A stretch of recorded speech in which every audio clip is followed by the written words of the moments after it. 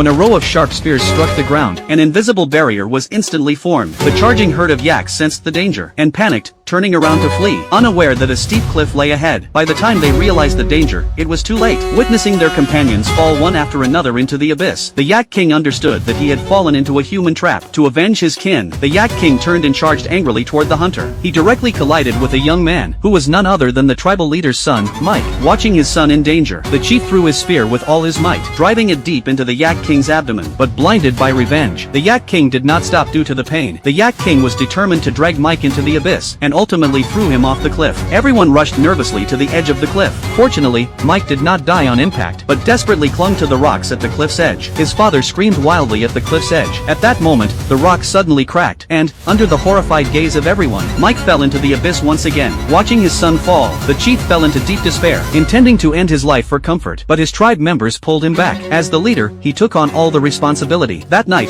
the father screamed at the cliff's edge, but never heard his son's reply. The father was heartbroken, forced to accept his son's death. But fate once again showed mercy to Mike. He did not fall to the bottom of the abyss, but landed on a protruding cliff edge. After a period of unconsciousness, a bald eagle swooped down at the boy, viciously pecking at his lips. The intense pain woke Mike up, but when he looked down, Mike was horrified by what he saw. He tried to climb down, but unexpectedly slipped, once again hanging in midair. This time, there was no foothold. All that awaited him was exhaustion and death. Just as all hope seemed to have vanished, a violent storm suddenly struck. Heavy rain poured down, and Mike saw a glimmer of hope for survival. As more and more water accumulated, his remaining strength was completely drained. So, Mike let go.